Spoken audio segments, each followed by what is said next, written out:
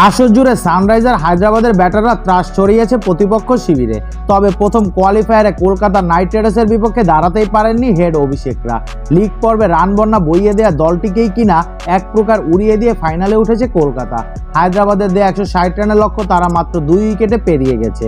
আহমেদাবাদের মাঠে জয়ের পর উৎসবে মেতে ওঠেন কেকেআরের অন্যতম মালিক শাহরুখ খান। মাঠ প্রদক্ষিণ করেছিলেন তিনি। সেই সময় সম্প্রচারকারী সংস্থার একটি অনুষ্ঠানে ঢুকে পড়েন শাহরুখ, পরে ক্ষমাও চেয়ে নেন। মঙ্গলবার আহমেদাবাদের নরেন্দ্র মোদী স্টেডিয়ামে মুখোমুখি হয়েছিল কেকেআর এবং হায়দ্রাবাদ। দল 8 উইকেটে জিততেই মাঠে নেমে আসেন শাহরুখ। সেই সময় সম্প্রচারকারী সংস্থার একটি অনুষ্ঠান করছিলেন আকাশ চোপড়া, পার্থিব প্যাটেল ও সুরেশ রায়না। মাঠ প্রদক্ষিণ করার সময় সেই অনুষ্ঠানে ঢুকে পড়েন শাহরুখ। না বুঝে ঢুকে পড়েছিলেন তিনি। সঙ্গে সঙ্গে ভুল বুঝতে পারেন বলিউড বাদশা। তাড়াতাড়ি সেই জায়গা থেকে সরে যান তিনি। শাহরুখ ক্ষমাও চান ওই 3 সাবেক ক্রিকেটারের কাছে। ঘরের মাঠ না হলেও আহমেদাবাদে সমর্থন পেয়েছে কেকেআর। মাঠে বেশ কিছু সমর্থককে কেকেআরের জার্সি পরে এবং পতাকা নিয়ে দেখা যায়। ম্যাচ শেষে সেসব দর্শককে ধন্যবাদ জানান শাহরুখ।